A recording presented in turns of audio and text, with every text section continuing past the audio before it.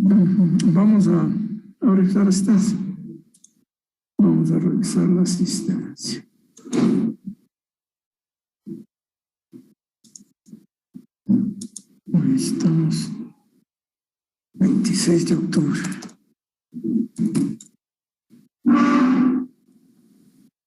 A ver, jóvenes. La señorita Montero.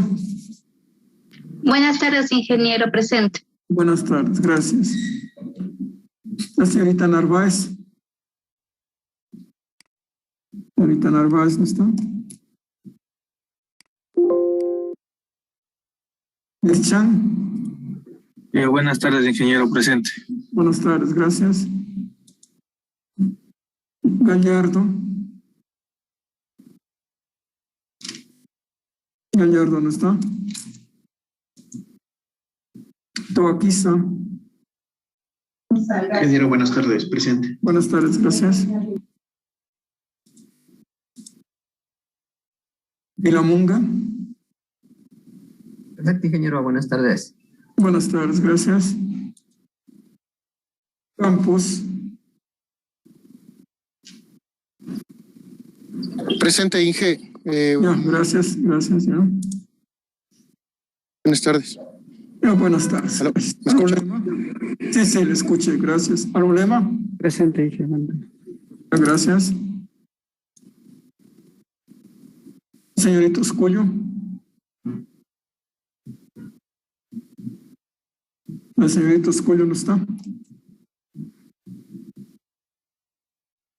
Persola. Presente, ingeniero, buenas tardes. Buenas tardes, gracias. ¿Alguien quien contestó la lista?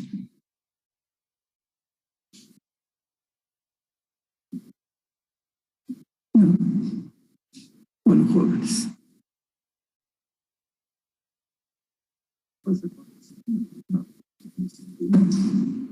El señor Gallardo. Buenas tardes, ingeniero. Disculpen, algo estaba con el audio, me salí esperando. Ya, gracias. Podría ir a la lista. Ya está bien, gracias. Entonces están faltando solamente el señor Gallardo y la señorita Escollo. Bueno. Ay, perdón, Inge, buenas tardes. Yo ya llegué. Ya ingresó. Bueno, menos mal. Inge, por favor. Ya, no se preocupe.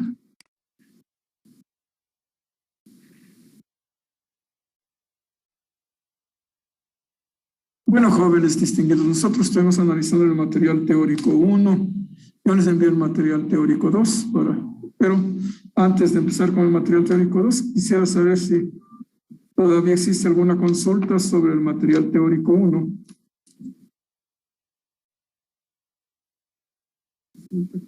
Sobre el material teórico 1, por favor.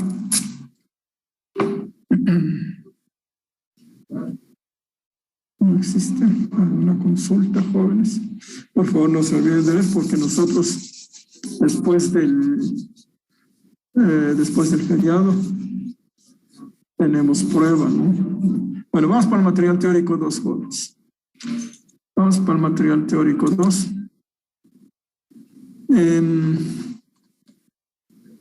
Bueno, este material creo que no lo hemos revisado todavía, ¿no es cierto? Con ustedes. Vamos a ver.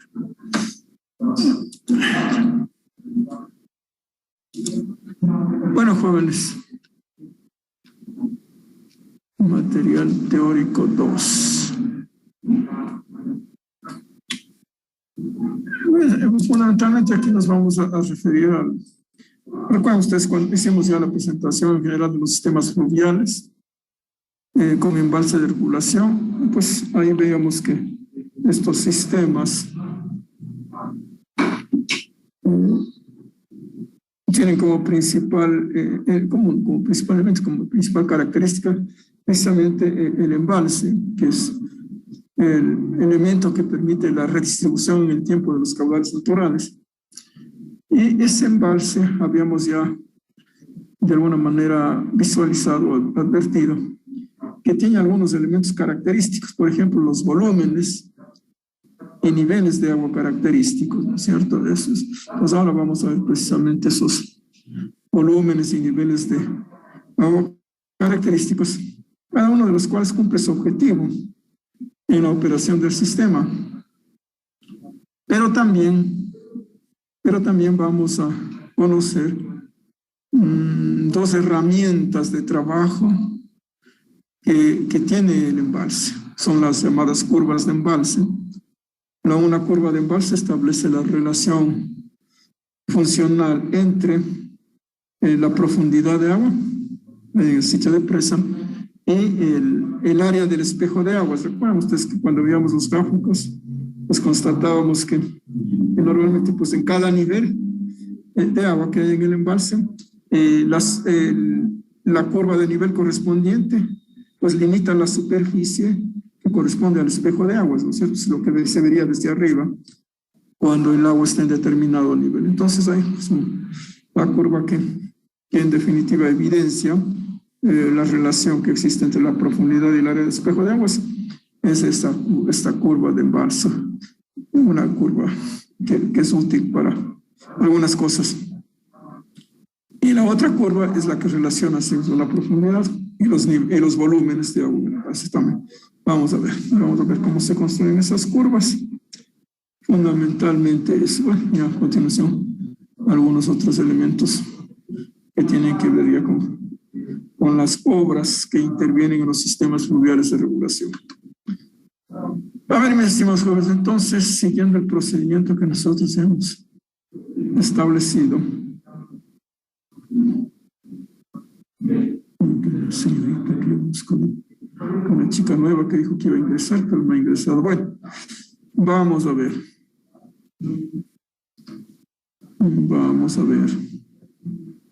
Compartir pantalla.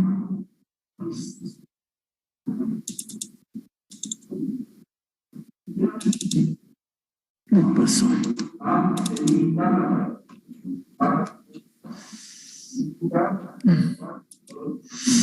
Entonces, por favor, vamos a empezar con los niveles y volúmenes característicos de embalse. Entonces, por favor, le ruego a la señorita Montero que nos ayude con la lectura pausada del primer punto. 1.3.1, niveles y volúmenes característicos de embalse. Yang, niveles y volúmenes característicos de embalse. En los sistemas fluviales con regulación se distingue 3 niveles característicos del agua en un embalse, es decir, aguas arriba de la presa de regulación, en la que se observa figura 3.1. A. Nivel muerto de embalse NME o nivel mínimo de operación normal del embalse. B. Nivel normal del embalse NNE o nivel máximo de operación normal del embalse. C. Nivel forzado o extraordinario de embalse NFE, que se ubica sobre el nivel normal, en la magnitud de la altura de forzado A cuando se presenta la crecida de diseño del sistema. En los 3 niveles característicos, a su vez, dan lugar a 3 prismas de agua en el embalse, figura 3.1. Ya. Sigamos entonces. A, prisma 1. Ya, A, prisma 1 es el volumen muerto del embalse VME. Puede ser definido como el volumen que almacena los sedimentos transportados por el río durante la vida útil del sistema, pero que además como el volumen al que corresponde el nivel mínimo de operación normal del sistema, NME. B, prisma 2. Es el volumen útil del embalse, VUE, o volumen de operación normal del embalse. Puede ser definido como el volumen que permite satisfacer el gráfico de demanda del usuario o usuarios del sistema, con el nivel de garantía previamente establecido en tiempo y volumen. C. Prisma 3. Es un volumen extraordinario o de reserva que se presenta en los periodos de crecida. Cuando llega a su máximo valor se le conoce como volumen forzado de embalse, VFE. Puede ser definido como el volumen que amortigua la crecida de diseño del sistema, permitiendo que el caudal de diseño del aliviadero de excedentes sea menor al valor del pico de dicha crecida. En consecuencia, cada uno de los 3 binomios, nivel muerto de embalse, volumen muerto de embalse, nivel normal del embalse, volumen normal de embalse y nivel forzado de embalse, volumen forzado de embalse, tiene una relación unívoca Esta relación analítica se determina gráficamente a través de las curvas de embalse. No, muchas gracias. Entonces, bueno, aquí tenemos un corte longitudinal en el río, en el sitio de la presa, escalógicamente. Entonces, aquí se distinguen esquemáticamente estos niveles y volúmenes característicos de embalse. Entonces, hemos empezado por el nivel más bajo, el nivel muerto del embalse, que es el nivel mínimo de operación del embalse. Cuando el embalse opera, está fluctuando el agua entre el nivel máximo, que es el nivel normal de embalse, es el nivel máximo de operación normal, y el nivel mínimo, ¿no? Está fluctuando dependiendo pues de las condiciones hidrológicas, es decir, en los periodos evidentemente que llamamos nosotros de invierno, es decir, cuando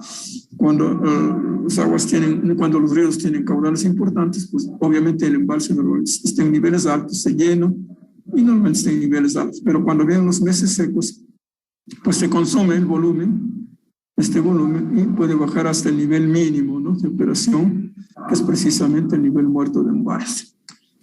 Entonces, el nivel muerto es este nivel mínimo de operación. Y bajo el nivel muerto, es decir, entre el fondo del río y el nivel muerto, que es el nivel mínimo de operación, está este volumen, este prisma, ¿no?, que está asignado con el número 1 romano, y se denomina volumen muerto de embalse.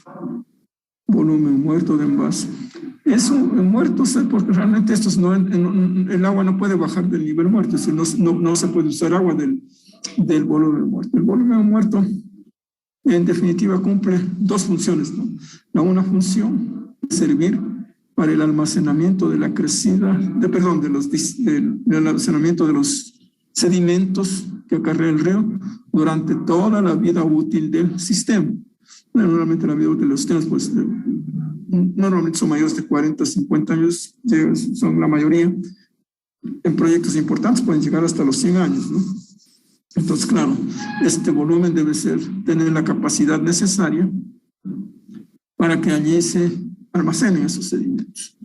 Pero además la segunda función tiene que ver con el nivel muerto de embalse. Este nivel, por ser nivel mínimo de operación, debe ser el nivel suficiente para que con este nivel pueda ser entregado a través de una obra de toma, ¿no?, el agua al usuario o usuarios del sistema. Bueno, ustedes cuando estudiaron mecánica de fluidos, ustedes siempre tenían un esquemita con un tanque, ¿no?, del que sale un tubo. Pues entonces, claro, y la cantidad de agua que fluye por el tubo, recuerden mecánica de fluidos, depende de la carga, es decir, en definitiva del nivel de agua en el tanque, ¿no es cierto? Entonces, es exactamente ese esquema. Este es el nivel muerto, es el nivel mínimo en el tanque, pero con ese nivel debe ser posible entregar al usuario cualquier caudal del gráfico de demanda, incluido el caudal máximo, ¿no? Entonces, obviamente que bajo ese nivel no puede estar el agua. Entonces, esas dos condiciones deben satisfacer este binomio, es el volumen muerto y el nivel muerto. Cuando se dimensiona, pues hay que adaptar la mayor de los dos valores, ¿no? De pronto prevalece el nivel requerido por el usuario en la abscisa inicial de la obra de conducción, pues no es el nivel. O de pronto prevalece la cantidad de sedimentos. Eso ya corresponde al caso concreto, y pues en función de eso se determina este volumen muerto y por consiguiente el nivel muerto de embalse. Entonces hemos dicho que el segundo nivel es el nivel normal de embalse, que es el nivel máximo de operación. ¿Sí? El nivel máximo de operación. Entonces, el volumen comprendido entre el nivel muerto y el nivel normal es el volumen útil de embalse. Entonces, no volumen útil, porque precisamente ese es el volumen que se utiliza durante la operación del embalse, ¿no? Ahí se llena el agua, ahí se almacena el agua y se toma de ahí el agua. Entonces, cuando hay excedentes sobre la demanda, pues los volúmenes ingresan y se almacenan en el embalse. Cuando hay déficit, en cambio, de la demanda respecto a los caudales que llegan en el río, pues se toma agua del reservorio para satisfacer los caudales del usuario, ¿no es cierto? Entonces, eso significa que el nivel, como hemos indicado, está fluctuando y en condiciones normales de operación no puede ni subir sobre el nivel normal ni descender bajo el nivel muerto. Evidentemente que cuando está lleno y viene agua pues más de la requerida, pues el agua tiene que ser evacuada a través de la obra que evacúa los excedentes, es decir, el que se llama aliviadero de excedentes, ¿no? Eso sí. Entonces, este volumen útil de embalse debe ser el necesario para entregar el agua de conformidad con el gráfico de demanda a los usuarios. Pero claro, esos gráficos se satisfacen con algún nivel de garantía. Entregar con el 100% de garantía prácticamente es imposible, ¿no? Es imposible. Podría ser que físicamente, en principio, en la práctica sea posible, pero eso significaría tener volúmenes inmensos, ¿no? Con tremendos costos. Pues generalmente los niveles de garantía son menores al 100%, evidentemente. Ahora, ¿qué nivel de garantía? Depende de la importancia del proyecto del sistema. Sistemas de alta importancia que involucran satisfacer demandas de una región, de un país, de una zona importante, o abastecer sistemas de producción agrícola también importantes, o sistemas de agua potable de poblaciones grandes. Probablemente los niveles de garantía tienen que ser los más altos, normalmente están sobre el 90%, 90, 95%. Cuando los niveles de importancia disminuyen, pues el nivel de garantía puede bajar hasta un 80%. En ocasiones, en algunos para sistemas de riego pequeños, podría ser que el nivel de garantía del embalse, con el que el embalse satisface la demanda, baje hasta un 75%. Menos ya no, porque obviamente no tiene sentido hacer tremendas inversiones para que haya muchos periodos de falla, ¿no es cierto? Porque eso implica pérdidas económicas. Pues generalmente lo normal es entre 80 y 95%, pues en caso de sistemas pequeños, en los que de pronto la producción agrícola puede ser cubierta por otros sistemas, pues se puede reducir hasta un 75%, pero no más bajo. Los niveles de garantía, sí, los niveles de garantía, como hemos indicado, ya son en tiempo o en volumen, y en volumen, ¿no? Bueno, entonces estos son los niveles y volúmenes característicos del embalse hasta acá. Después tenemos arriba el nivel forzado. Bueno, es decir, cuando hay crecidas que vienen, obviamente el agua, si el embalse está lleno, es decir, si está hasta el nivel normal, el nivel máximo de operación, el agua que viene se almacena en este volumen. Claro, y el nivel máximo al que llega es el nivel forzado de embalse. Ese es el nivel extraordinario máximo que se puede presentar. O sea, en alguna bibliografía le llaman nivel catastrófico, pero no hay necesidad de llamarle catastrófico porque simplemente es un nivel extraordinario hasta el que puede llegar cuando viene la crecida de diseño, ¿no? Cuando viene una crecida que previamente se ha estimado que puede llegar y que tiene alguna probabilidad de ocurrencia pequeña, por ejemplo, una 10 milésima, que significaría un periodo de retorno de 10.000 años. Recuerden ustedes hidrología, ¿no? Entonces, allí se almacena la crecida mientras es evacuada por el aliviadero de excedentes, que es la obra que evacúa las crecidas hacia aguas abajo, es decir, devuelve al río las crecidas. Eso es, entonces, pues en definitiva, como se dice en el texto, este volumen forzado de embalse, que es el volumen 3, es un volumen que sirve para amortiguar la crecida, para mitigar la crecida. ¿Qué significa eso? Que normalmente la crecida tiene un pico. Ustedes estudiaron hidrología, ¿no es cierto? La crecida se forma con un hidrograma, que es un gráfico de formación de la crecida en el tiempo. Claro, y ese hidrograma llega a un pico. Y ese caudal pico, pues es el caudal de crecida, el pico de la crecida. Y claro, si no hubiera este volumen para que aquí se almacene la crecida, normalmente la obra para evacuar esa crecida tendría que ser diseñada para un caudal igual al pico de la crecida. Pues normalmente son crecidas grandes y pues tendría que ser una obra costosísima.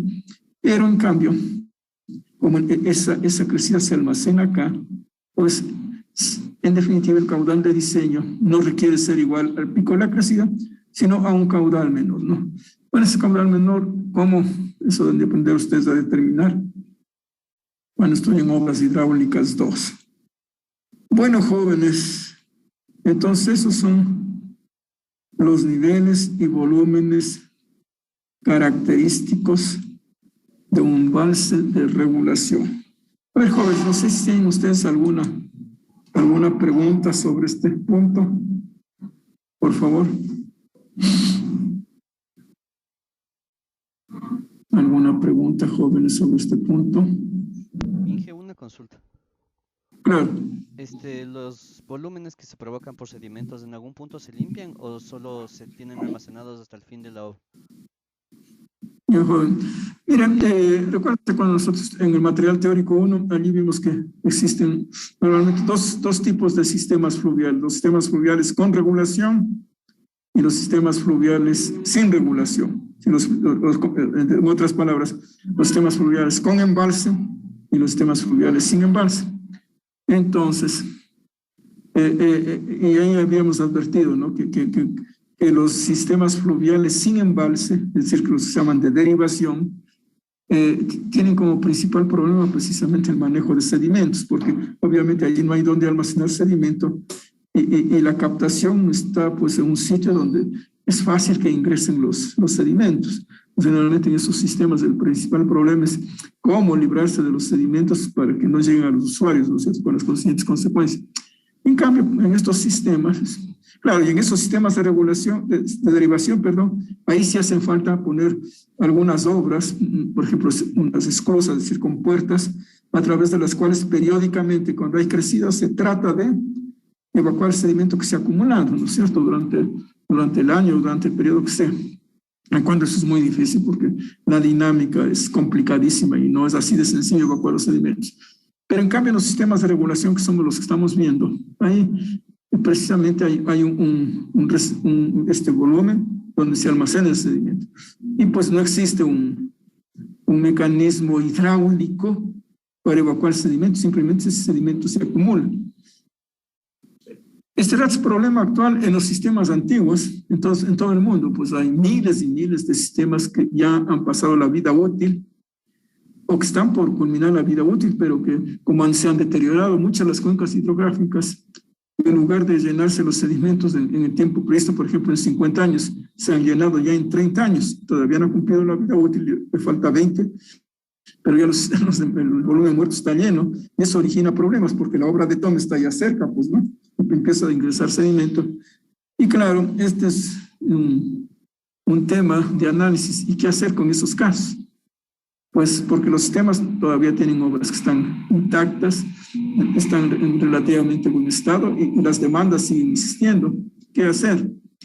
Claro, es un tema que se analiza, se estudia y hay propuestas. Claro, más que nada el problema es económico. El problema es económico. Una vez el dragado, pero el dragado cuesta, ¿no es cierto? Obviamente, si es que se justifica económicamente, pues habrá que hacerlo, ¿no? Entonces, eso es joven. En realidad, en los sistemas de regulación no hay manera de lavar periódicamente con desagüe, pues para sedimentos por la magnitud de las construcciones.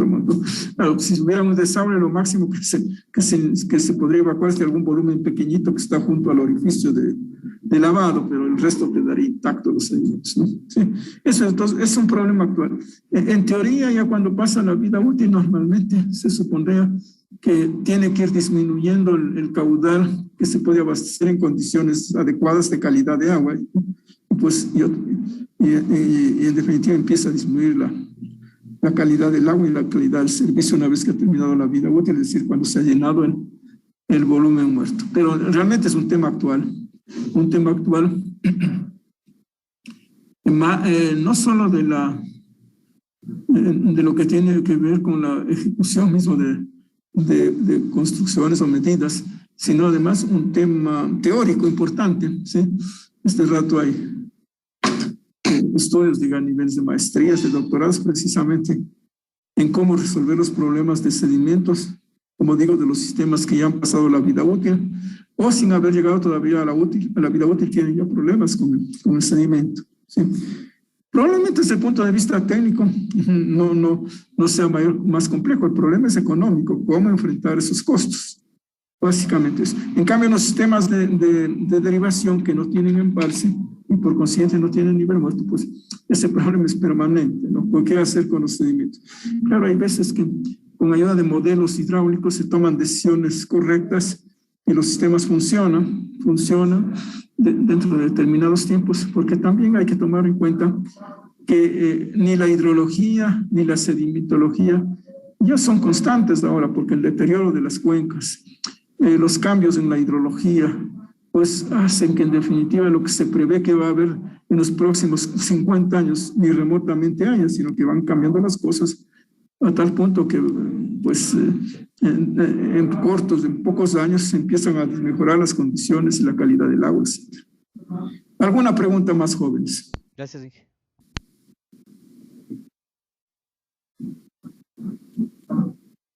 ¿Alguna pregunta sobre lo que estamos viendo? Niveles y volúmenes característicos de embalse.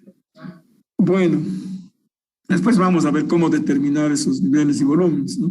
Bueno, sobre el volumen muerto ya hemos dicho. Después vamos a ver cómo determinar esos niveles y volúmenes característicos, particularmente el volumen muerto y el volumen útil de embalse. Vamos a continuar, jóvenes, si no hay preguntas. Material teórico 2. Bueno, entonces ahora vamos a ver estas herramientas de trabajo que nos son útiles, bastante útiles, en los estudios de lo que se llama operación del embalse. Estas son estas curvas de embalse. Vamos a identificar esas curvas y a ver cómo se construyen esas curvas. Entonces, curvas de embalse.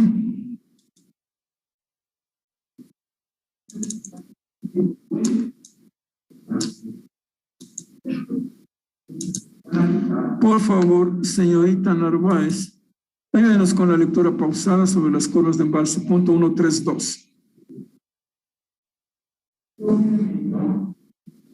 Con gusto, ingeniero. Tal vez, si es posible, me podría compartir la pantalla, por favor. No está, perdón. Usted también tiene el texto, pero vamos a ver. Vamos a ver por acá. Ahí estamos, ya, curvas de embalse.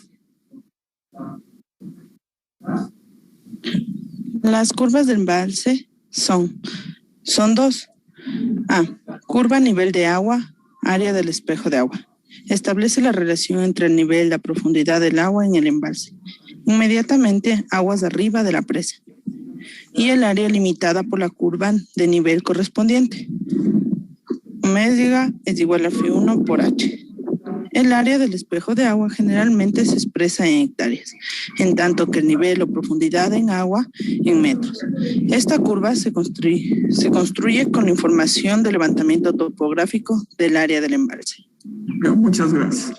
Entonces vamos a ver, esta acá es una curva. Pues eso, justamente en el eje de las abscisas tenemos el área del espejo de agua y en el eje de las ordenadas la profundidad. Esta área es precisamente el área comprendida por la curva de nivel correspondiente, ¿no? Por ejemplo, estoy en la cota 20, aquí está el nivel 20, pues obviamente a ese nivel corresponde una curva de nivel en el embalse, ¿no es cierto?, que va desde la presa hacia atrás, hacia más arriba.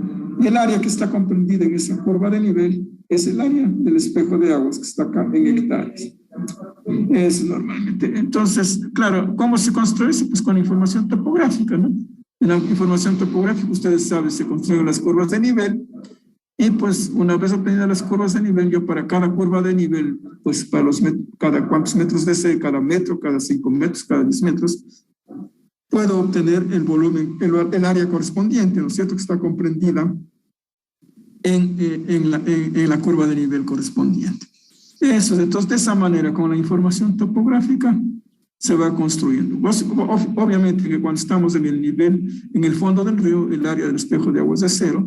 Si subo 10 metros, pues este va a ser el valor que estoy señalando, ¿no es cierto?, acá. Por ejemplo, aquí digamos que sea, por decir algo, 40 hectáreas. Después si subo a los 20 metros subo, y así mismo voy a tener un área de espejo de aguas que en este caso, por ejemplo, serían 100 hectáreas aproximadamente, y así sucesivamente, ¿no? Voy determinando los puntos, por ejemplo, aquí cada 10 metros, estoy determinando los puntos del área del espejo de aguas. Estamos jóvenes, entonces de eso se trata, es simplemente una curva de origen estrictamente topográfico. Entonces, estamos identificando aquí con la letra omega mayúscula al área del espejo de aguas.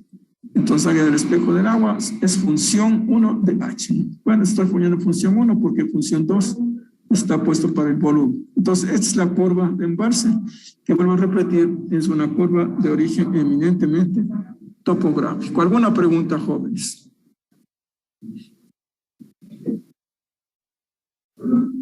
¿Preguntas, jóvenes?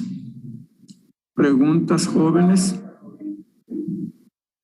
Bueno, no tenemos preguntas. Vamos a la siguiente curva, la curva de volúmenes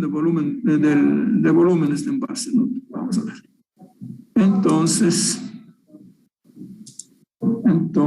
ahora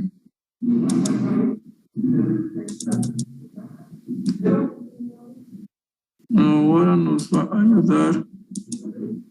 Por favor, el señor Merchan nos ayuda con una lectura pausada. Nos ayuda con una lectura pausada de curva, nivel de agua, volumen de embalse. Bueno, curva nivel de agua, volumen de embalse. Establece la relación entre el nivel o profundidad del agua en el embalse, medida en la abscisa correspondiente al eje de la presa. V es igual a F2, entre paréntesis H. El volumen del embalse generalmente se expresa en hectómetros cúbicos. Esta curva se construye a partir de la curva anterior del área del espejo del agua, partiendo del nivel 0 al que corresponde a un volumen del embalse 0 y sumando secuencialmente los volúmenes que se incrementan al elevar el nivel. Ya, gracias. Entonces aquí está la curva de volumen. Es que es una curva igual. Ustedes ven, obviamente la curva de área de espejo de aguas, mientras mayor es la altura, pues mayor es el área, ¿no? Entonces tiene esta forma. Y la de volúmenes también, pues mientras más profundidad hay, pues mayor es el volumen que se almacena, ¿no sé? Pero bueno, lo importante es que esta curva se construye a partir de esta curva del área del espejo de aguas. Y para ello se utiliza una regla sencilla, que es la regla del paralelogramo. ¿Cómo se saca el área del paralelogramo, no? Entonces aquí, vamos a ver. Entonces aquí tengo el área la curva del área del espejo de agua. Entonces, por ejemplo, parto desde la cota 0 y digamos que voy a determinar los volúmenes en el embalse cada 10 metros y voy a construir esta curva, ¿no? Bueno, aquí está cada 20, bueno, es instinto. Son puntos que no son exactos. Pero bueno, podríamos empezar vamos a empezar desde el volumen, desde el nivel 0.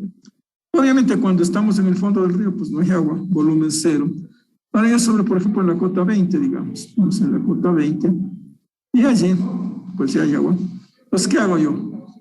Saco el área del espejo de agua en la cota 20, que es esta. Y en la cota 0, pues se saco el área media, que sería esta área, por ejemplo, que sean 100 hectáreas, más 0, 100 dividido para 2, 50 hectáreas, es el área media, y multiplico por el desnivel, entonces por 20 metros. Entonces multiplico 50 hectáreas por 10 metros, obviamente que las hectáreas hay que traducir a metros, pues un hectárea, ustedes saben, tiene 10.000 metros. Entonces, estas 50 hectáreas que me salió aproximadamente, estando viendo el ojo aquí, ¿no? La cota 20, por ejemplo, multiplico 50 por 10.000, son 500.000 metros cuadrados. 500.000 metros cuadrados para 2. Bueno, ya sacamos para 2, ¿no? Porque era 100, claro, la mitad 50. 500.000 metros cuadrados por la altura, que son 20 metros, me dan, qué sé yo, 10 millones parece, ¿no? 10 millones de metros cúbicos, pero como son cantidades grandes, hay que expresarlas en hectómetros cúbicos. 10 millones de metros cúbicos son 10 hectómetros cúbicos. Entonces digo, cota, 20, lo que sea, acá 10 hectómetros cúbicos, ahí está el punto. Después me voy al siguiente nivel, por ejemplo, cojo el nivel 40, digamos que sea este. Entonces parto del anterior, del de 20. Aquí tenía 100 hectáreas del área de espejo de aguas. Y aquí en el nivel 40 tengo aproximadamente 200, ¿no? Bueno, hay que ver la escala correcta. 200 más 100 son 300, la mitad 150. 150 por la altura de 20 a 40, 20, son 150, bueno, 150 hectáreas, pero reduzco a metros, ¿no es cierto? Y después multiplico por la altura y después sumo con el volumen anterior para obtener el volumen total. Y así sucesivamente, ¿no? Voy sacando los volúmenes comprendidos entre dos espejos de agua y sumando al anterior, y de esta manera voy construyendo esta curva. Eso es como eso. Esa es la forma de construir la curva del volumen de agua, es decir, a partir de la curva de área del espejo de agua. ¿Alguna pregunta, joven? ¿Está claro o algo que no haya comprendido? Por favor, revisa. ¿O algo que tenga alguna duda, alguna pregunta? Sobre la segunda curva, que es la curva de volúmenes de embalse. ¿Alguna pregunta, jóvenes? ¿Alguna duda?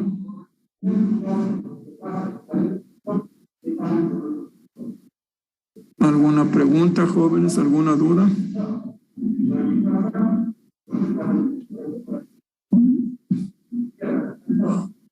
¿Alguna pregunta, jóvenes? ¿Alguna duda sobre este tema? ¿Alguna pregunta, jóvenes, por favor?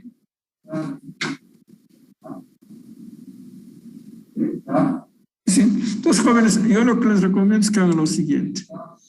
Ustedes, vamos a poner acá,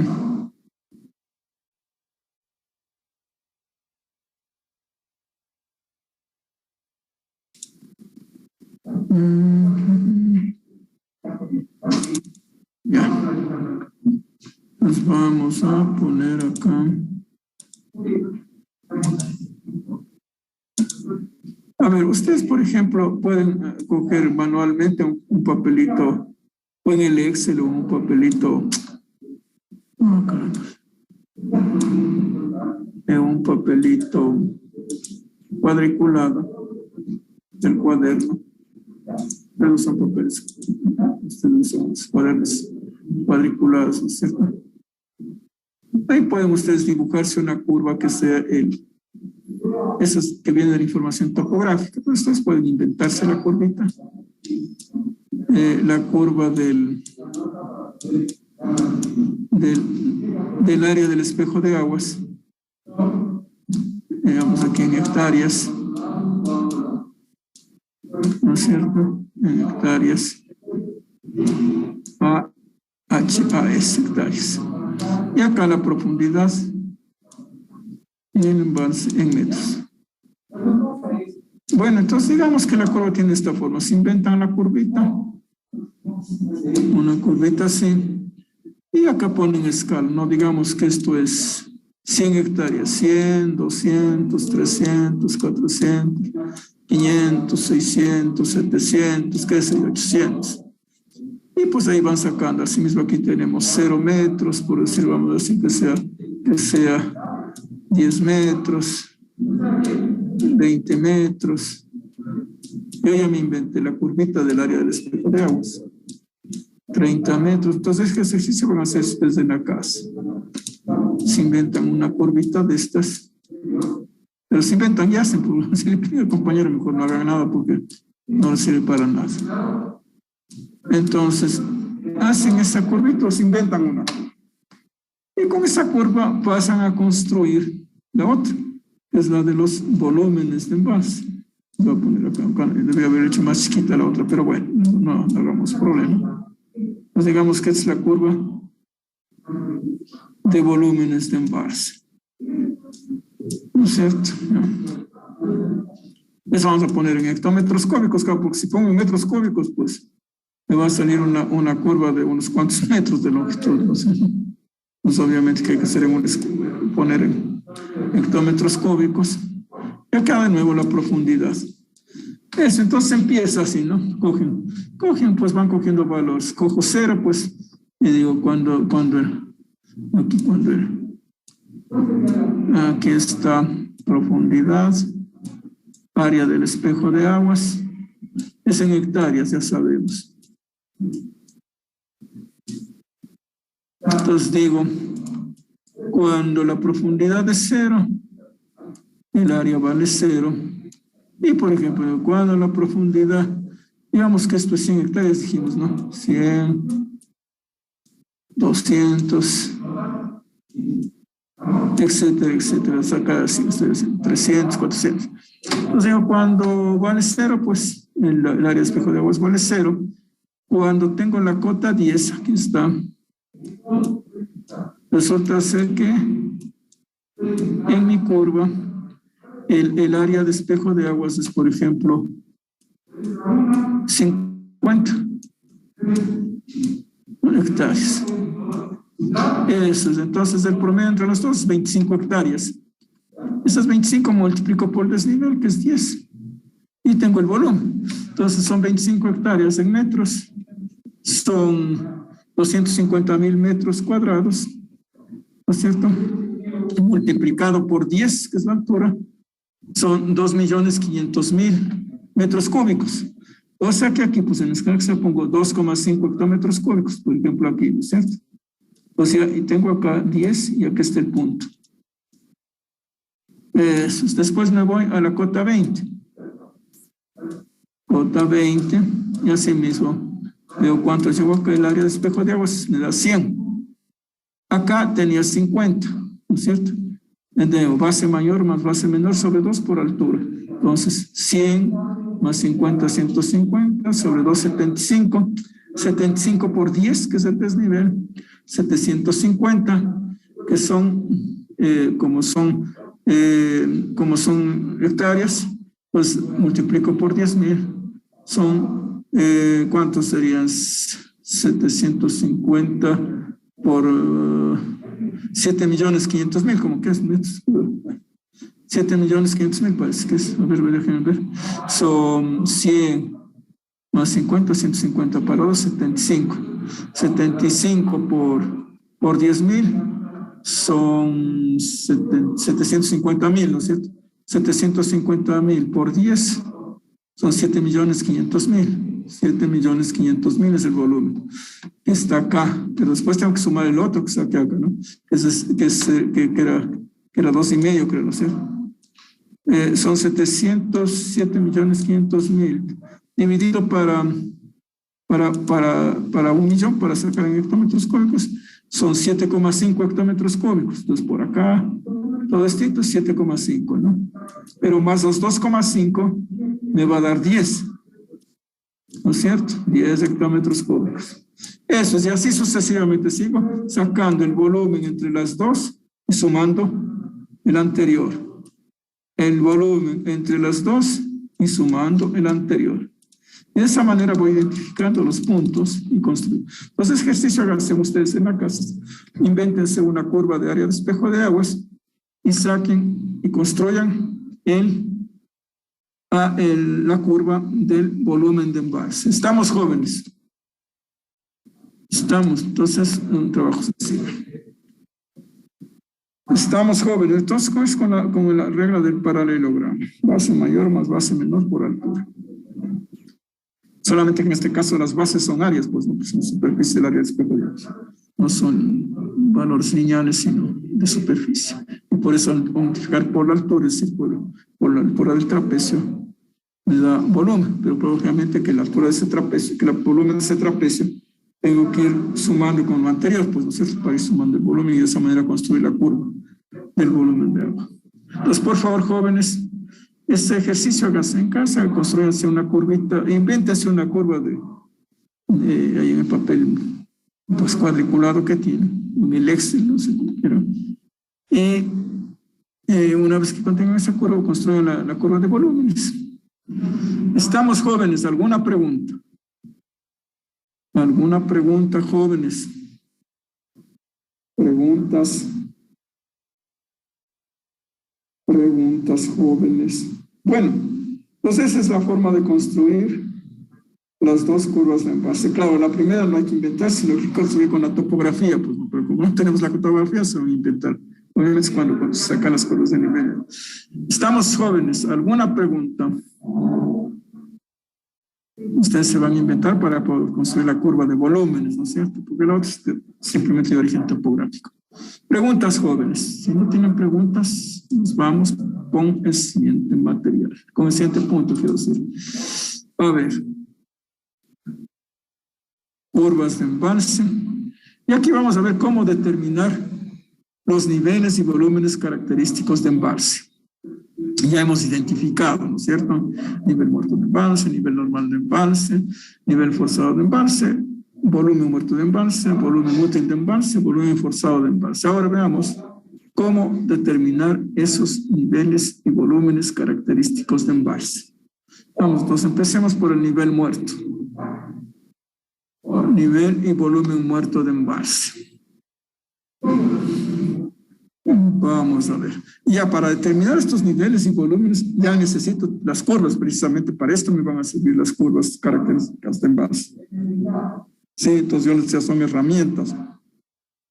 Y después cuando se hace la operación también, bueno, nosotros no vamos a hacer una operación, yo alguna cosa les voy a dar en ese pequeño, pero cuando se hace la operación, es la simulación de la operación, allí se necesita trabajar con las curvas de embalse. Pero bueno, por lo pronto veamos cómo determinar estos niveles y volúmenes característicos del embalse. Entonces, empecemos con la lectura de este punto. Eso es.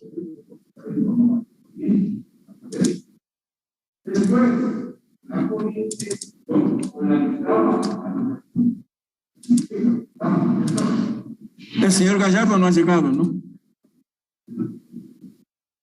Inge, no, sí está aquí, sino que ya me nombró y no le interrumpí, disculpe.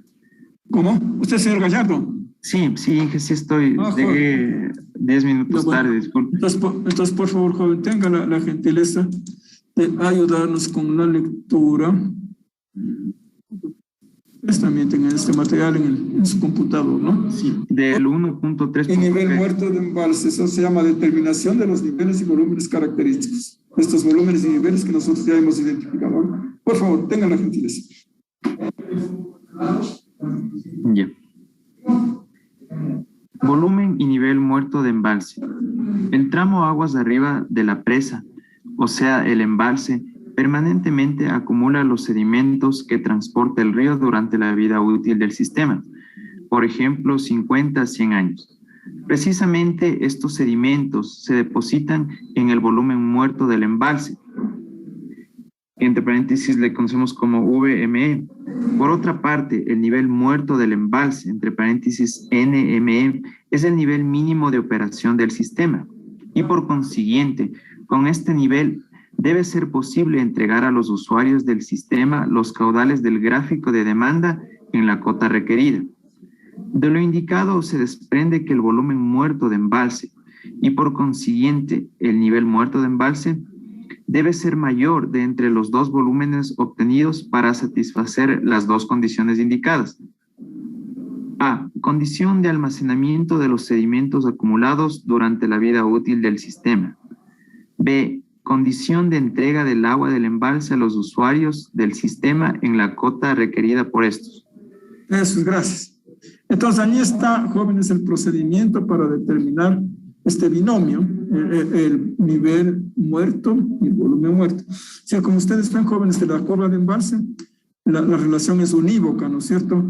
Si yo ubico un volumen, un volumen en la curva, pues a ese volumen corresponde un solo nivel. Es decir, hay una relación única, ¿no es cierto? Unívoca, única, como ustedes quieran. Entonces, no hay dos volúmenes para un nivel, ni dos niveles para un volumen muerto, ¿no es cierto? Es unívoca la relación. Entonces, hemos dicho que hay que satisfacer esas dos condiciones. Entonces, la una es de almacenamiento de sedimentos y la otra es de entrega del agua en la cuota requerida por el usuario. Por consiguiente, porque recuerden que el nivel muerto es el nivel mínimo de operación normal. Y por consiguiente, con ese nivel debe ser posible satisfacer cualquier caudal del gráfico de demanda, incluido el máximo, ¿no es cierto? Bueno, en la cota que se requiere. Por consiguiente, el volumen muerto es el que corresponde al mayor de los dos valores para cumplir estas dos condiciones. Eso es, jóvenes. ¿Estamos? ¿Alguna pregunta sobre cómo determinar el volumen muerto y el nivel muerto de embalse? Preguntas, jóvenes.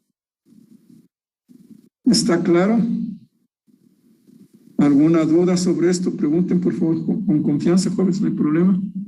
¿Se no está claro? Sí. Disculpe, la condición número 1, la condición de almacenamiento de sedimentos, no la escuché muy bien. ¿Cómo se Ya, a ver, no. A ver, jóvenes. Vamos a ver.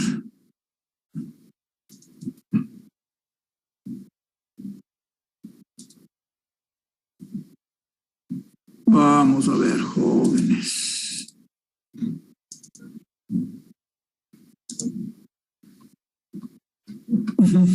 A ver, joven, entonces digamos que, a ver, recordemos primero un poco de hidrología. Ustedes probablemente cuando estudiaron hidrología, también estudiaron algo de sedimentología, ¿no es cierto? Porque el agua que trae los ríos no es agua limpia, ¿no es cierto? No es agua destilada, sino que precisamente se caracteriza por tener turbidez, y la turbidez significa que tiene mayor o menor contenido de sólidos, que pueden ser de arrastre de fondo o de suspensión o en suspensión, es decir, sedimentos, ¿no es cierto? Arenas, gravas, limos, arcillas, lo que sea. Entonces, obviamente que eso es sedimento.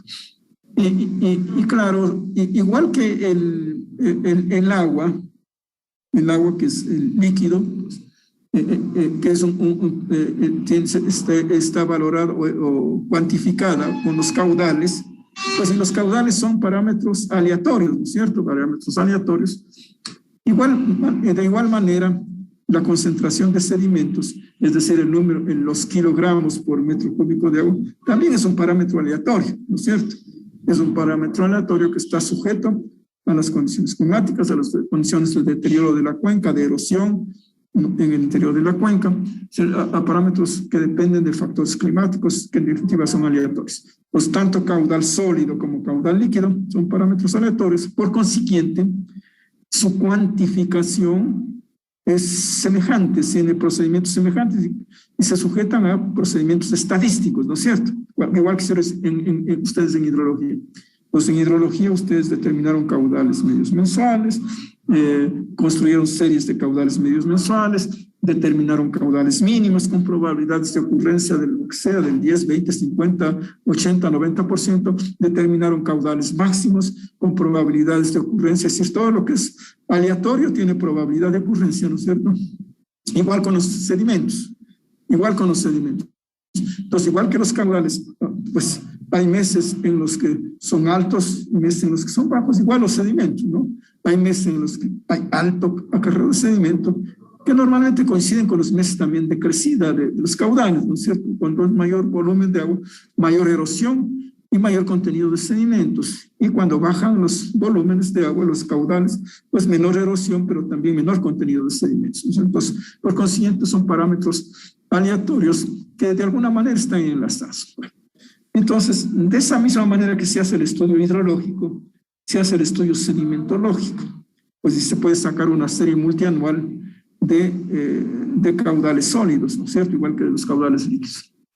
Y por consiguiente se pueden sacar volúmenes medios mensuales de sedimentos acarreados por el río, ¿no es cierto? Es decir, para la serie multianual de 100 años que he estudiado, resulta ser que la turbidez media del agua es de 5 kilogramos por metro cúbico, ¿ya? Es la turbidez media. Entonces, como yo tengo la turbidez media, que es de 5 kilogramos de masa, pues, ¿no? de sedimento por metro cúbico de agua, pues yo puedo sacar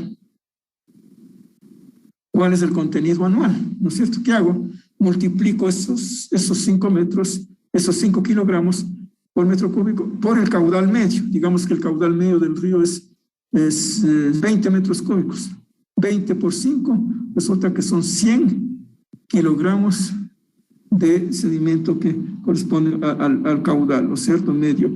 Y eso multiplico por el número de segundos que tiene un día, y multiplico por los 365 días del año, y tengo el volumen de sedimentos en un año, y eso multiplico por la vida útil, por decir que estaba establecida previamente, que por si son 50 años, y obtengo el volumen de sedimentos, ¿no es cierto? Ese es el volumen de sedimentos, por decir 100 hectómetros cúbicos, ese es mi volumen de sedimentos durante los 50 años de vida útil del sistema. Estamos jóvenes. Entonces, y a ese volumen útil en la curva de embalse veo, pues en la curva de volúmenes, recuerden, en la curva de volúmenes, ahí veo a este volumen de 100 hectómetros cúbicos, ¿qué profundidad corresponde? corresponden 30 metros. O sea que mi volumen muerto de embalse debería ser para sedimentos 50 o 100 hectómetros cúbicos, dije, ¿no? Y 30 metros de profundidad, que sería el nivel muerto, ¿no es cierto? Nivel muerto 30 metros, volumen muerto 100 metros. Eso, la información del volumen saqué de la curva. El volumen saqué, pues, cuantificando los sedimentos que acarrea el río durante los 50 años. Pero ahora hay que cumplir otra condición. La condición es que yo le entregue al usuario el agua en alguna cota. Pues el agua sale del embalse, por ejemplo, en un canal, ¿no es cierto? Y en la abscisa cero del canal, es decir, la que está cerca del embalse, pues debe haber una cota que es la que comanda y después ya el canal se va hacia el usuario. Pues digamos que esa cota es la 45. Yo tengo que entregar al usuario en cota 45, pero mi nivel muerto que saqué para sedimentos es de 30, ¿no es cierto? Metros. Entonces me es insuficiente. Por consiguiente, el nivel muerto de diseño no va a ser 30 metros, que es para sedimentos, sino 45, que es para entregar el agua en el nivel necesario por la cota requerida por el usuario.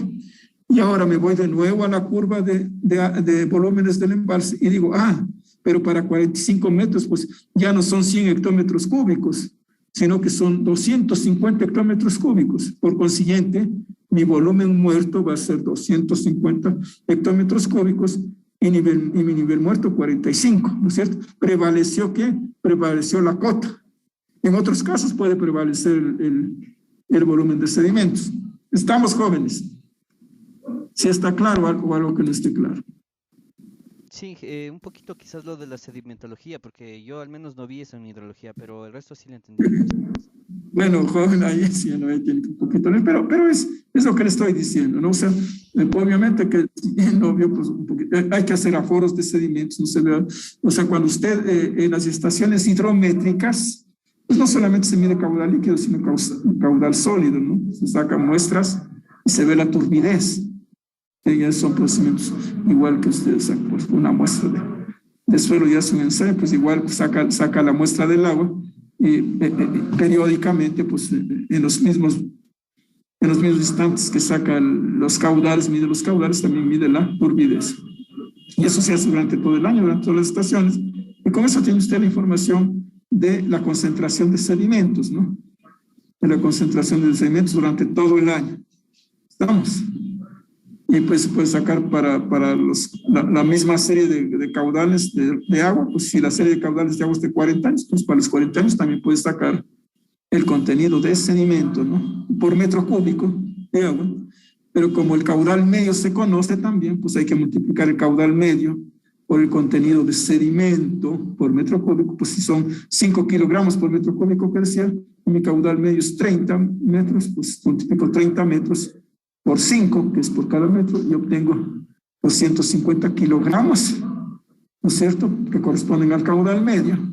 Pues así con eso ya saco el volumen, ¿no? Que es multiplicando por los segundos de la hora, las horas, 24 horas del día, 365 días al año, y ahí está el volumen anual de sedimentos. Y después de eso, pues, ya, dependiendo de la vida útil, multiplico por el número de años y obtengo el volumen total. ¿Estamos, joven? Gracias, sí. ¿Ya? ¿Alguna pregunta, joven? ¿Alguna pregunta? Claro, siempre es el dilema, ¿no? Claro, se puede hacer un estudio hidrológico muy bueno, convincente, con información confiable, y claro, y los volúmenes de agua que tengo son confiables porque corresponden a las mediciones que han sido bien hechas, han sido bien calibradas, la serie ha sido estadísticamente homogenizada, está bien. Y claro, igual los sedimentos están hechos por procedimientos normales y tengo una cuantificación confiable. Pero el problema radica en que ustedes ven, ¿no? Al menos ahora es tremenda la situación, la variabilidad de las condiciones climáticas es impresionante, ¿no? Y por consiguiente las condiciones hidrológicas y por consiguiente de las sedimentológicas. Pero aparte de eso, las cuencas siguen deteriorándose, ¿no? Entonces ya lo que de aquí a 5 años lo que yo hice ahora ya no va a ser confiable, ¿no es cierto? Es un problema ya actual de la ingeniería, de la ideología, cómo enfrentar esas situaciones de cambios bruscos. Claro, eso es obviamente que eso se da por el mal manejo de los sistemas. Los cambios climáticos son culpa de nosotros, de todos, ¿no? Por el mal uso que hacemos de nuestros recursos naturales. Claro, pero al final de cuentas, cuando se trata también ya de llegar a una cuantificación, por ejemplo, de estos elementos, a una planificación de uso de recursos hídricos, etcétera, ya nos topamos con el problema que los datos que voy sacando ahora ya no son confiables para después de 5 años, por ser mucho menos para después de 20, 30 años, ¿no es cierto? Va variando considerablemente. Es un tema que no discutimos este rato porque nadie sabe cómo resolver todavía eso, ¿no? Pero a veces les digo a los hidrólogos, van a tener que inventarse la nueva hidrología, ¿no? Sí. Sí, la estadística ya tiene que fallar acá porque la estadística para que sea confiable tiene que partir de información pues históricamente válida, ¿no es cierto? Pero ¿cómo predecir ahorita o pronosticar más bien? Porque los brujos son los que predicen, ¿no? Los ingenieros pronostican. ¿Cómo pronosticar cómo va a comportarse en estos eventos hidrológicos, sedentológicos en el transcurso de los próximos 10 años? Nadie puede hacerlo, ¿no es cierto? Nadie puede hacerlo con los cambios tremendos que se están produciendo. Bueno, entonces partimos de que las cosas no cambian bruscamente y ahí pues las cuantificaciones que se hacen estadísticamente resultan ser, si es que el procedimiento estadístico es confiable, pues resultan ser totalmente válidos, ¿no? Preguntas, jóvenes. Preguntas, jóvenes. Entonces, bueno, ahí está. Es sencillo determinar entonces el nivel muerto de embalse, ¿no es cierto? Es sencillo, ¿no? Lo que es difícil es que se mantengan esas condiciones siempre, ¿no? Y ahí vienen ya las dificultades. Bueno, ahí me preguntan qué hacer, les digo, no sé, jóvenes, yo tampoco no sé qué hacer en esos casos, ¿no? Bueno, qué hacer por la variabilidad que hay, no sé, es una variabilidad que está fuera de toda lógica de las que habían antes, cuando la naturaleza más o menos permanecía estable. Yo me acuerdo que cuando yo era niño, por ejemplo, en el campo, la gente sabía qué fechas iban a llover. Y las siembras planificaban en función de eso. Mi abuelita tenía unas propiedades por una zona rural y en vacaciones me iba con ella porque era tiempo de cosechas. Iba y veía, ¿no? Entonces, ellos ya planificaban, decía tal fecha llueve y tal fecha hacemos los preparativos para la siembra y tal fecha sembramos. Era inevitable, o sea, ese día llovía, ¿no? Ese día llovía y era el aguacero principal. Ese era impresionante, pues, ¿no? Porque la naturaleza estaba estable, las coberturas vegetales estaban intactas, y claro, pero tampoco es que en gran parte el hombre no ha hecho daño, por cierto, las mujeres también, ¿no? Bueno, el ser humano ha hecho daño, no tanto por el deseo de hacer daño, cuando yo he visto cosas que aparece que en algunos casos, sí, sino porque crece la población, crece la demanda, y pues de dónde vienen los recursos de la tierra que tenemos, no hay más. Claro, a veces que no se toman medidas adecuadas, pero siempre se va interviniendo, siempre se va causando daños, y que mientras siga creciendo la población, pues sigue eso, no tenemos otros costos hasta que de pronto ya salgan viajes interplanetarios y tengamos que emigrar a tengan pues nuestros nietos, bisnietos, qué sé yo, que emigrar a otros planetas para poder vivir, ¿no? Si es que hay pues, esa posibilidad. Bueno, entonces esos tiempos era todo estable, las coberturas vegetales eran intactas. Yo me acuerdo que me gustaba viajar a mí mucho al oriente por Baños, por eso llegaba a Baños y desde Baños para adentro era solo cobertura vegetal, ¿no? Cobertura vegetal hermosa, todo, la cobertura vegetal. Claro, había una humedad permanente, pero estaba intacto, el agua era limpia prácticamente. Bueno, en la zona de Baños todavía hay algunos riachuelos limpios, pero realmente era impresionante. Ustedes llegan a cualquier parte del Ecuador y encontraban en la provincia de Imbabura, era cantidad de ríos limpios. Yo, inclusive cuando yo mis primeros proyectos que hice hidroeléctricos, estudios de ingeniería, fueron justamente en la provincia de Imbabura. Me gustaba esa provincia porque realmente el agua era cristalina, ¿no? Y ahora vaya a ver cómo son los ríos. Ya si eran todas las provincias del país, prácticamente el agua era cristalina. Claro, yo digo, a veces también se ha abusado, sobre todo los que han explotado la madera. Yo me acuerdo en la zona de Baños Puyo, ahí la gente, yo iba con frecuencia, me gustaba el Oriente, iba por esta vía, me iba al Puyo, me iba al Tena, de vacaciones, y había gente que se dedicaba al negocio de la madera, pues ahí explotaban la madera misericordiamente. Y ese tiempo uno que es niño no sabía lo que significaba y creía que eso era una cosa normal. Y ahora se ve claro que era realmente un abuso contra la naturaleza, ¿no? Y ahí está.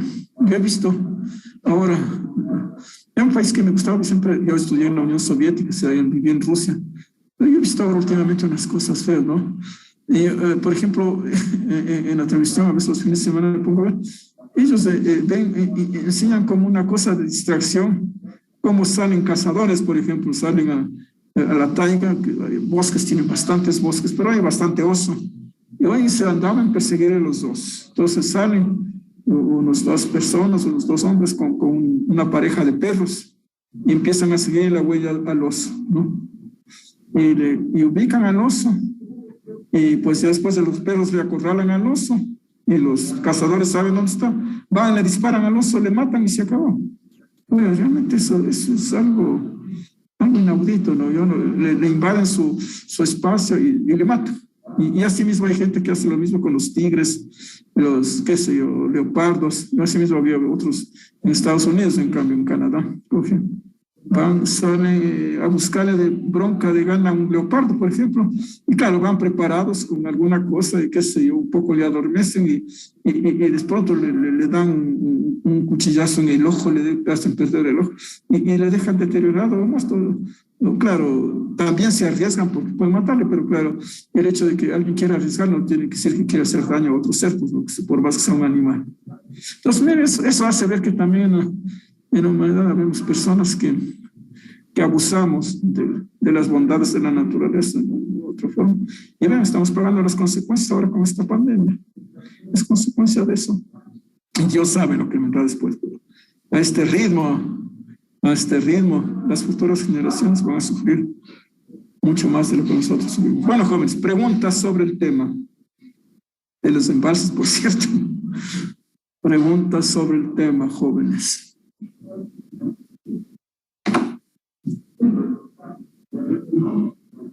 Preguntas sobre el tema. Bueno, continuemos, jóvenes. Ahora vamos a ver la determinación del volumen más importante.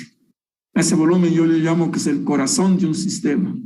El volumen útil de envase. Aquí había que poner volumen útil y nivel normal de envase. Y está pues solo volumen y nivel normal de envase. Aquí es volumen útil y nivel normal de embalse. Este binomio es el más importante. Es realmente el que define la posibilidad de abastecer el gráfico de demanda en las condiciones previstas.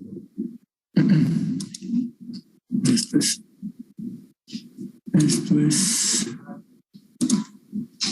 es volumen útil, ¿no? Útil, ¿ya? Y nivel normal de embalse. Pues siempre las siglas son BUE, NNE, ¿no es cierto? Nivel normal, embalse, volumen útil de embalse. Bueno, entonces vamos a ver cómo se determina esto. No sé si es que es posible, podría intentar la próxima semana hacer un Excel de esto, ¿no? Para ver, veamos si esto es posible. Para ver cómo hacer. Haciendo un ejemplo simplemente. Obviamente que esto se hace para series multianuales. Bueno, jóvenes, entonces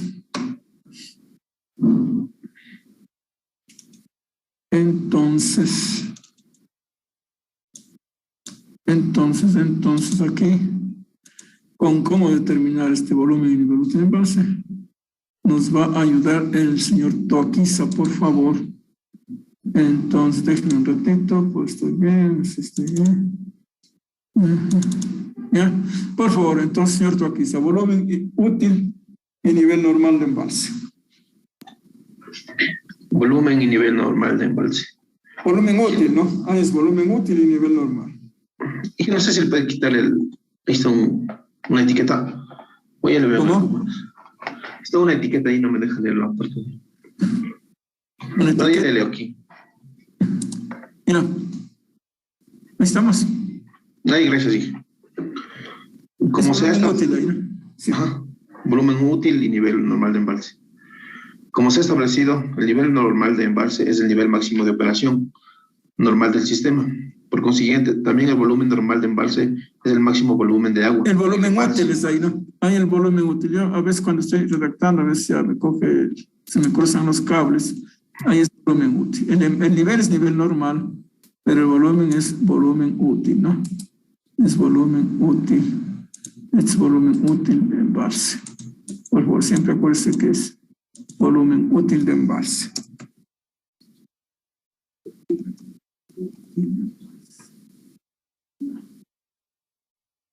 Joven, entonces, también el volumen útil de embalse es el máximo volumen de agua en el embalse durante su operación normal. Esto significa que en condiciones normales de operación, el nivel de agua en el embalse fluctúa entre el nivel muerto de embalse, nivel mínimo de operación y el nivel normal de útil de embalse. El nivel normal, el nivel sí es normal. El nivel sí es normal, el volumen es útil. Ya, y el nivel normal de embalse, nivel máximo de operación. En este marco, el volumen de embalse, el volumen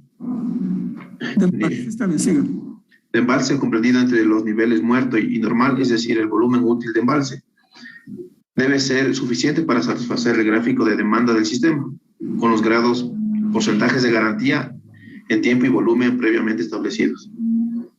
Por tanto, para determinar el volumen útil normal de embalse se requiere contar como información de entrada con la serie multianual de los caudales medios mensuales disponibles, afluentes al embalse y con el gráfico anual de demanda. Con esta información se procede a simular la operación del embalse, variando el volumen útil de embalse hasta que el gráfico de demanda sea satisfecho con los niveles de garantía mencionados. Cada simulación no es otra cosa que formular el embalse hídrico para diferentes volúmenes de embalse. Esto significa que el volumen útil de embalse se determina por aproximaciones sucesivas. En cada simulación de la operación del embalse, el grado o nivel de garantía en el tiempo está dado por la relación porcentual del número de meses, M, de la serie multianual, en los que la demanda ha sido plenamente satisfecha, al número total de meses, N de la serie. Por su parte, el nivel de garantía volumétrico está dado por la relación porcentual de la suma de los volúmenes mensuales de agua efectivamente entregado al usuario durante el periodo de simulación, durante los años de la serie multianual, a la suma de los volúmenes de agua del gráfico de demanda en el periodo de simulación. El menor de los dos porcentajes, temporal o volumétrico, debe ser igual al nivel de garantía previamente establecido. El nivel de garantía que previamente se establece depende del grado de importancia del sistema, de su impacto en la economía y del tipo de usuario. Se define en especificaciones y normas para los sistemas fluviales con embalse de regulación. El nivel de garantía generalmente fluctúa entre el 75% y el 95%. Si el nivel de garantía en tiempo es NGT y el nivel de garantía volumétrico del sistema NGT, entonces... No, aquí de nuevo estoy equivocado. El uno es NGT, nivel de garantía en tiempo, y este es NBT, nivel de garantía en volumen, ¿no? Aquí también estoy equivocado. Es NBT, nivel volumen, nivel NGB, perdón. NGB, ya de nuevo usted acá. NGB, nivel de garantía en volumen, perdón. Entonces es así. Vamos a ponerle acá N garantía en volumen, nivel de garantía en volumen. Hay nivel de garantía en volumen y en tiempo, ¿no? Bueno, entonces veamos cómo se determina el nivel de garantía en tiempo y en volumen. Bueno, jóvenes, entonces, a ver, dejémosle. Entonces hemos dicho que N es el número de meses en los que es plenamente satisfecha la demanda. Y N es el número de la serie que se ha analizado.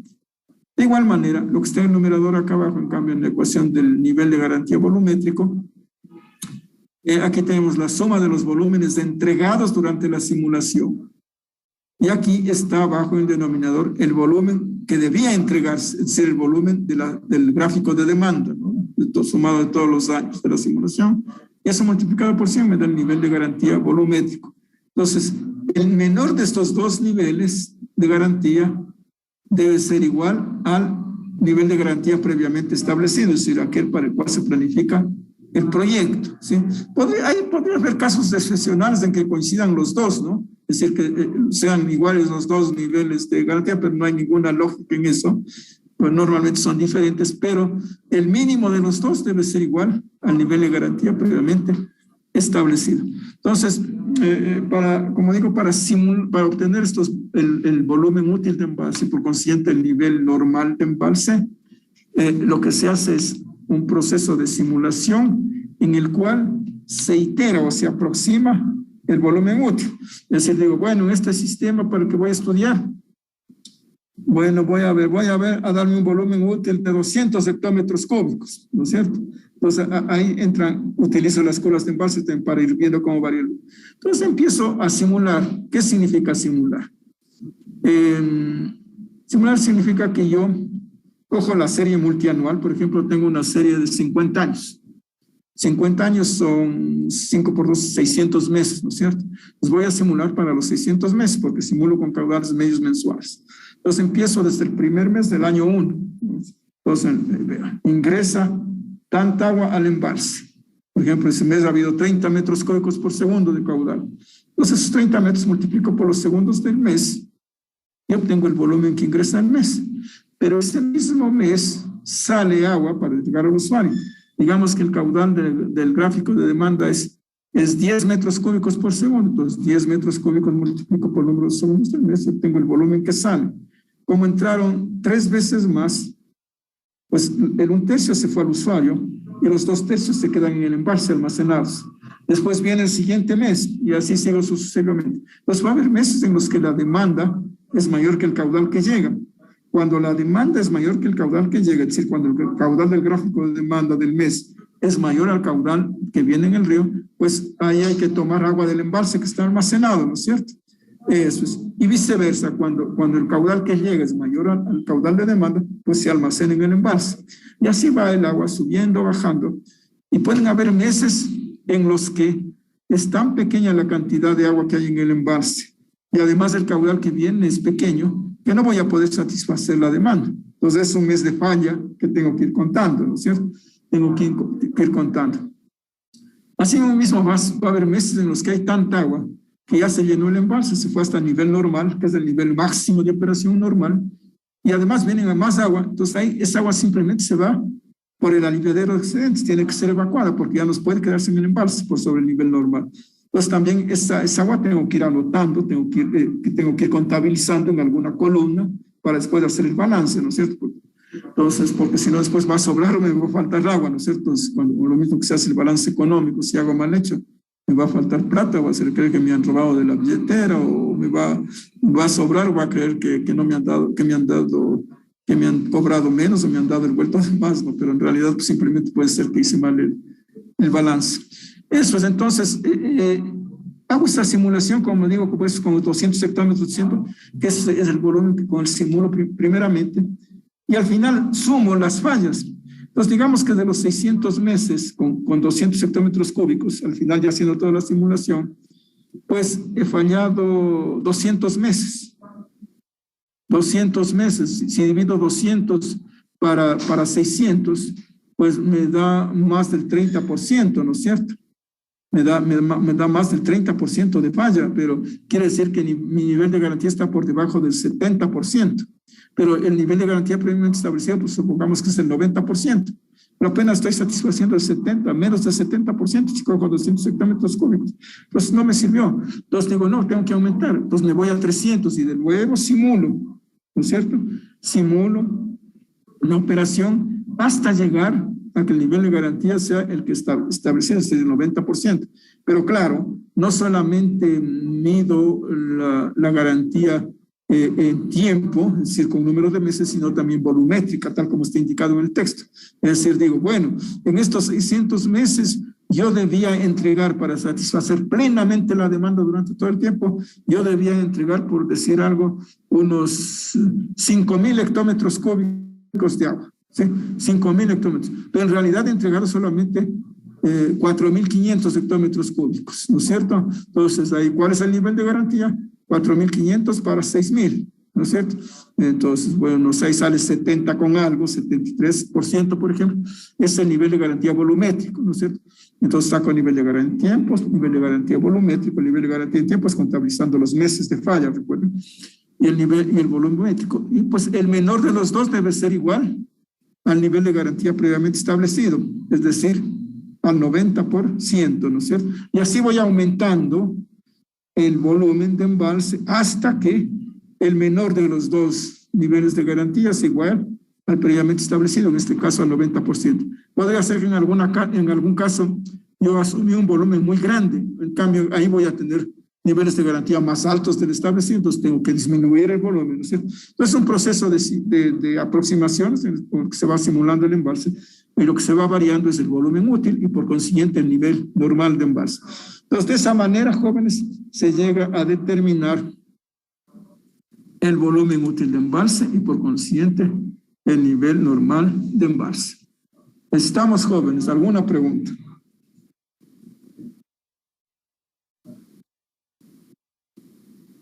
¿Alguna pregunta? Entonces, es la manera de hacer una simulación de embalse. Cuando no habían computadoras, imagínense, había que hacer manualmente. Yo cuando estudiante, pues recién habían computadoras, pero la universidad tenía así unas dos, pero para coger cola parece imposible. Además eran unas cosas grandotas como armarios, eran las computadoras con tarjetas y cosas. Entonces, generalmente, pues imagínense, tantos miles de estudiantes con dos, no, imposible. Entonces, siempre había que hacer manualmente y había... Ese tiempo vendían papeles milimétricos, papeles, ¿cómo se llaman? Milimétricos se llaman. Los papeles milimétricos se llaman, esos papeles vendían por metros. Pues comprábamos unos 100 metros de papel para hacerlos por ejemplo, en todo el cuarto del papel para ir haciendo la simulación de la operación. Por ejemplo, se hacía solamente un centímetro por mes, un centímetro. Imagínense si era una serie de unos 600 meses, son 600 centímetros, son 6 metros de longitud, ¿no? Bueno, así se hacían los trabajos de operación de embalse cuando no había computadora. Preguntas, jóvenes. Preguntas, jóvenes. Entonces, esa es la manera de determinar el nivel forzado y el nivel normal de embalse y el volumen útil de embalse. ¿Alguna pregunta, jóvenes? ¿Alguna duda sobre este procedimiento?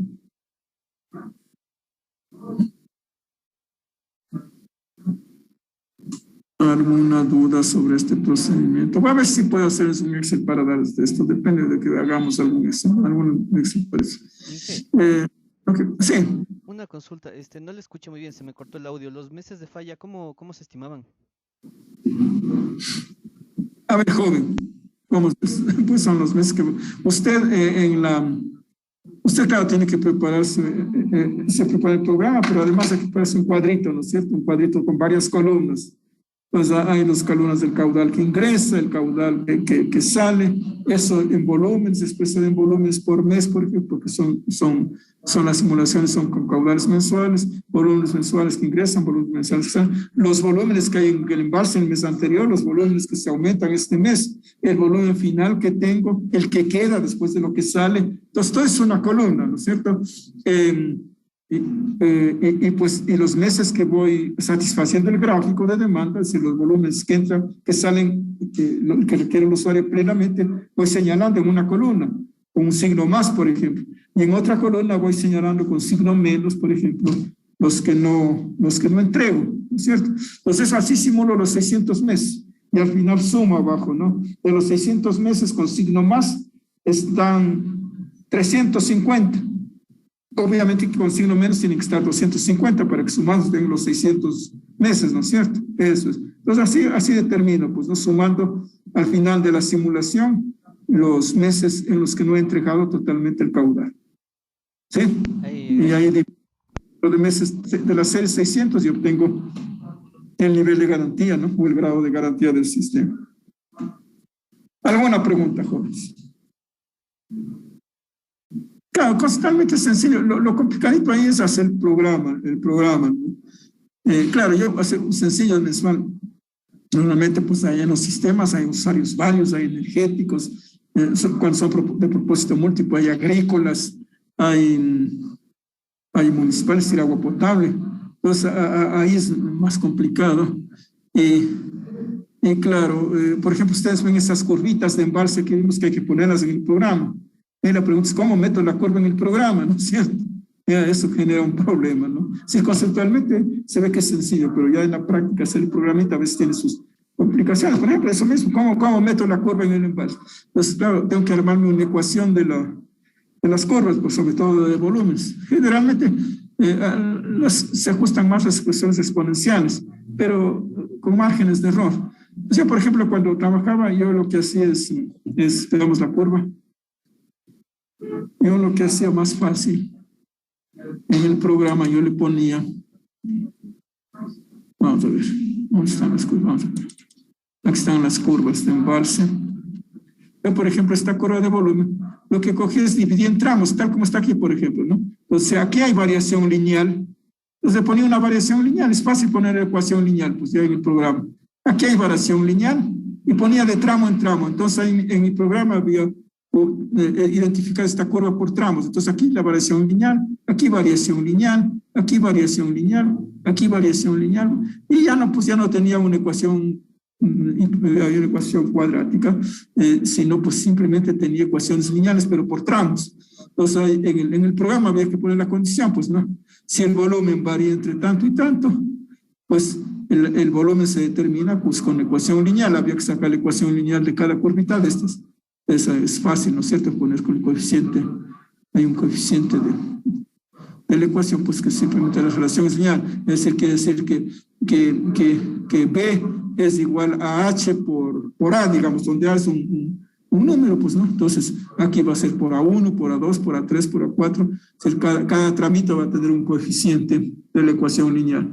Es más fácil, así al fin, porque antes al comienzo yo me bronqueaba porque siempre estaba buscando hacer ecuaciones, claro, eso hacía aprender a ser estudiante, pero ya en la práctica cuando yo ejercía, pues me salían fallas buscando ecuaciones para esto, normalmente como digo, exponenciales. Había veces que salían buenas ecuaciones, pero la mayoría de las veces no. Entonces, desde ahí más bien decidí hacer así, por trámites lineales, ¿no? Relación lineal. Estas cositas son así trabajosas de hacer en los programas. Y tomar en cuenta siempre todos los usuarios, porque para cada usuario hay que ver que se le va entregando el agua y satisfaciendo, ¿no? O sea, a veces los usuarios tienen diferentes niveles de garantía. Normalmente los usuarios de agua potable tienen mayor nivel de garantía. Los usuarios energéticos tienen también niveles altos. Los usuarios agrícolas a veces tienen más bajos, ¿no es cierto? Eso es. Entonces, cuando hay niveles de garantía variados, pues imagínense, el programa se hace más complicado. Yo no sé cómo será ahora, pero yo pues hace en el 2001 que vine a trabajar en la universidad y ya me retiré de los proyectos. Pero el último proyecto que yo dirigí, el proyecto Puyimoto, pues que es un proyecto grandísimo. Ahí pues trabajé yo con consorcios grandísimos, había consorcios con 40, 50 consultores al mismo tiempo, eran empresas pues, ¿no? Grandes, normalmente europeas.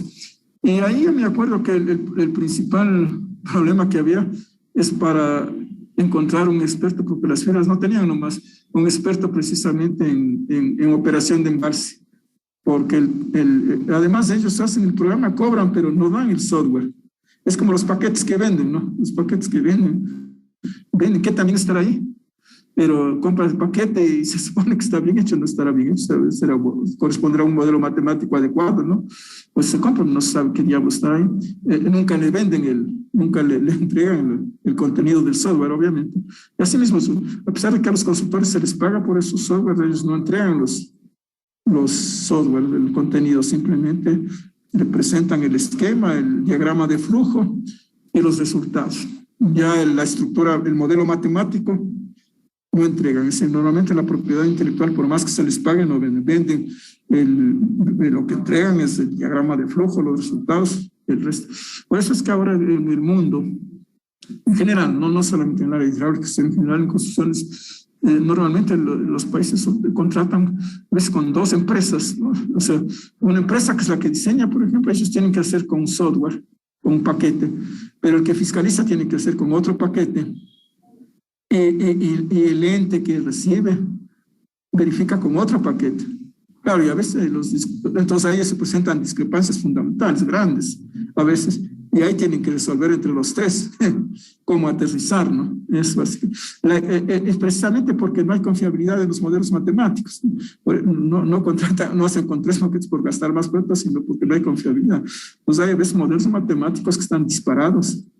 A veces le sacan bonito con unos resultados hermosos, pero vaya a saber si esos resultados son confiables. Es complicado, ¿no es cierto? Entonces, por eso normalmente se hacen en la actualidad, cuando son proyectos importantes, pues uno hace con un paquete, el otro hace por ahí el fiscalizador con otro. Estoy hablando de la ingeniería, ¿no? De la preparación del proyecto. Pues, y por allá otro, el promotor, pues de pronto contrata a otro consultor para que haga con un paquete propio. Y al final se va viendo que más o menos calcen los resultados. Y si no, pues ahí viene la discusión y tiene que tomarse una decisión entre los tres, ¿no? Bueno, pero ya es otra cosa. Preguntas, jóvenes. Preguntas, jóvenes.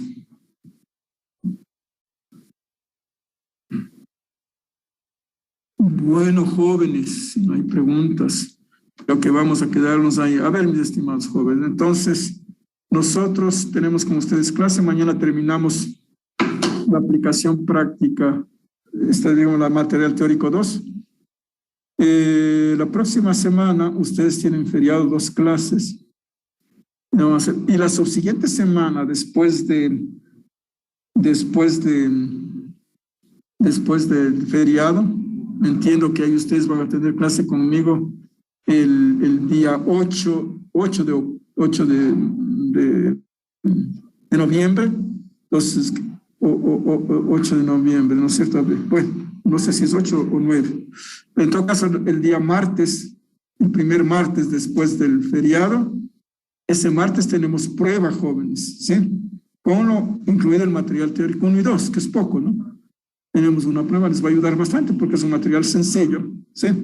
Entonces, mañana vemos la última parte del material teórico 2, absolvemos las preguntas que haya y quedamos con eso. ¿Estamos, jóvenes? Sí, gracias. Bueno, mis estimados jóvenes, entonces si no hay preguntas, vamos a terminar la clase y nos vemos con ustedes mañana, ¿no? Ya, jóvenes, que les vaya bien. Disculpe, sí, que le interrumpa, una consulta. Tal vez sí me podría poner en lista, porque entré un poco tarde. Yo creo que sí, porque usted sí leyó, ¿no es cierto? Sí, sí leí. Déjeme chequear ya. Yo pensé que digo, ¿qué le pasa al señor Gallardo? Que es el único que falta. Sí está, joven, no se preocupe. Ya, Inge, muchas gracias. Ya, mis estimados jóvenes, que les vaya bien. Nos vemos mañana. Gracias, Inge. Hasta mañana. Bien, Inge. Hasta luego, hasta luego.